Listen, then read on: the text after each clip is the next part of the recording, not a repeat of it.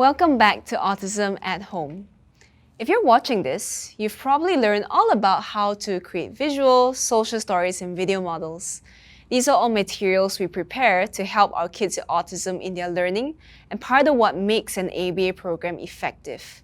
But another reason why ABA works is because it is highly data-driven, objective, and measurable. ABA doesn't measure a child's progress based on a gut feeling or rough estimates. It's important to be able to demonstrate through the data that the child is progressing. If you plan to teach your child autism at home, having a data collection system keeps you systematic and step-by-step, and actually ensures your child learns faster than if the teaching was random and inconsistent. In this lesson, we'll teach you a simplified form of how you can create your own data file at home, something like this, for tracking your child's progress. The first key strategy at ABA is to break skills down. This means that you need to take something complicated and break it down to steps. A child needs to master each step one by one, starting from the easiest step.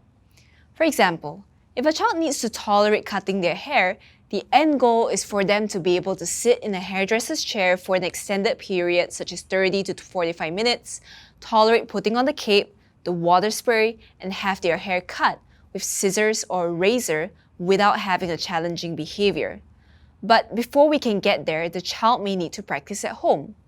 Hair cutting could be broken down by rewarding the child for sitting in the chair for a certain duration, or for the number of snips of hair they tolerate before getting a reward. Thus, it is important to have a list somewhere of these steps you'll be taking and to keep track of how successful your child was at each step.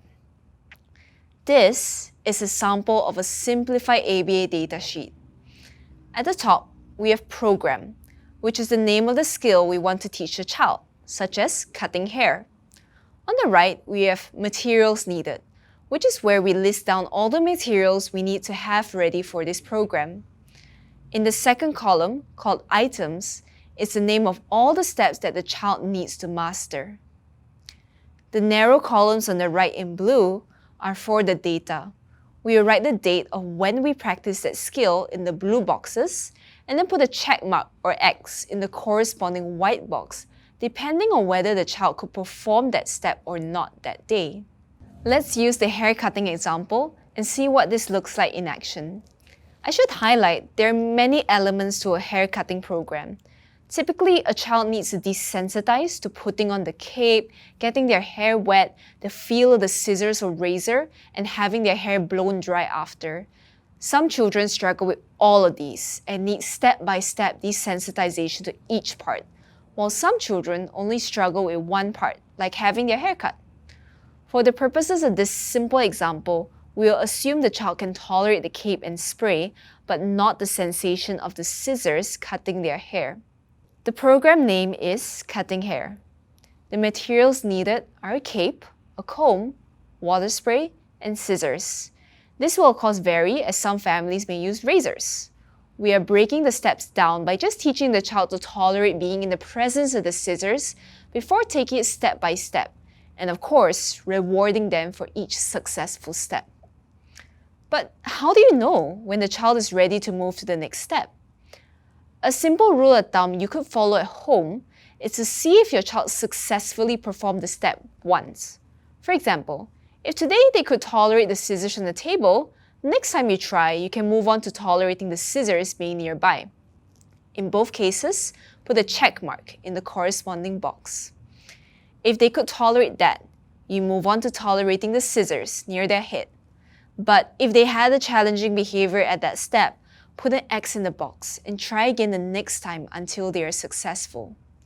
Now, do note, this is not a standardized recommendation. Some children may need to show a step maybe 3 times or 5 times in a row before they learned it well enough to move on to the next step. A typical ABA program usually has much more complex data-taking approaches, but this lesson teaches a simplified one. Additionally, we will suggest parents use a second type of data sheet, which is more like a daily checklist of all the programs you want to be doing with your child in a day.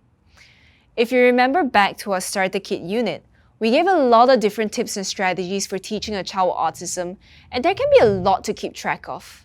Having a daily checklist simplifies that by acting as a reminder to practice new skills on a daily basis.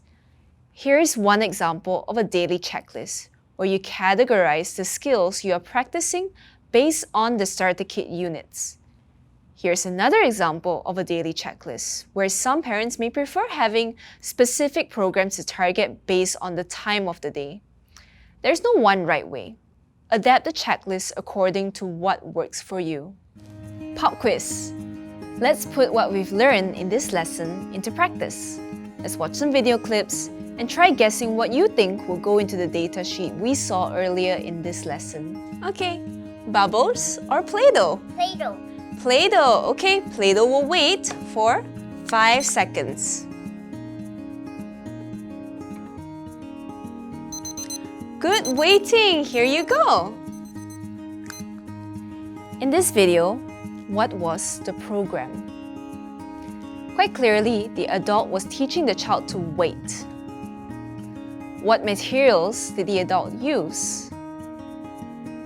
The adult used a box with a wait visual on it, a timer, and of course had reinforcing items as options. What step was the child on, or how long were they told to wait for? 5 seconds. We would expect the duration to increase over time. Finally, what is the data? Was the child successful or not? The child waited really nicely without attempting to grab the item, so we can put a check mark under that day's date. How about this one? Okay, what do you want? Bubbles or Play-Doh? Play-Doh. Play-Doh? Okay, Play-Doh is gonna wait for 10 seconds. Let's wait. No, try again. Play-Doh will wait. Now, the child is at 10 seconds. But what was the data? In this instance, the child could do 5 seconds before, but not wait for 10 seconds. We need to put a cross in the relevant box. If we want the child to show success at least once, should we move on? No. The child needs to practice at 10 seconds again until they are successful, then they can move on to 15 seconds.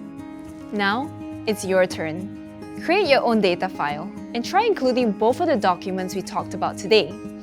Download an empty template of our data sheet in the corresponding Autism at Home article and start tracking your child's progress based on any program you are practicing with them right now.